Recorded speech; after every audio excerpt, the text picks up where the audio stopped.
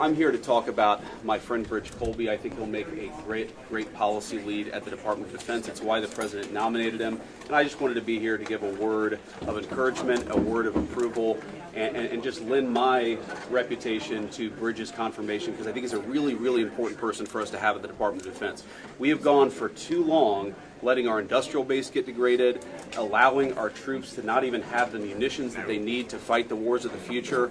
President Trump really believes in peace through strength, but a core part of peace through strength is ensuring that our troops have the weapons that they need in order to fight the next war, if God forbid it necessarily comes. So Bridge is an important part of that defense policy. I think the Senate will confirm him, and I'm glad to be here and speak on his behalf.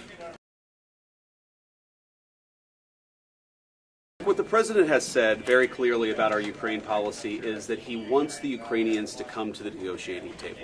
We want the Ukrainians to have a sovereign and an independent country. We think the Ukrainian troops have fought very bravely, but we're at a point here where neither Europe nor the United States nor the Ukrainians can continue this war indefinitely. So it's important that everybody come to the table, and the President is trying to send a very explicit message. The Ukrainians have got to come to the table and start negotiating with President Trump. I think the President is still committed to the mineral deal. I think we've heard some positive things, but not yet, of course, a signature from our friends in Ukraine. But look, the mineral deal is a really important part of the President's policy. Number one, the American people have got to get some payback for the incredible financial investment we've made in this country. A lot of the aid that the Europeans have sent has come in the form of money that is getting repaid to them. Well, it's really ridiculous and frankly an insult to the American people that the Europeans are getting a better deal than the American people. The President is just trying to assure that the American people get a fair deal while simultaneously ensuring we have access to some minerals and resources that are very important for the economy of the future. Look, I think the most important thing, a lot of people have made this about public statements. President Zelensky needs to say that he's committed to the peace, or President Zelensky needs to apologize to the President. The public stuff doesn't matter nearly as much as what are the Ukrainians doing to meaningfully engage on what a peaceful settlement would look like. We need the Ukrainians privately to come to us and say, this is what we need, this is what we want, this is how we're going to participate in the process to end this conflict. That is the most important thing, and that lack of private engagement is what is most concerning to us.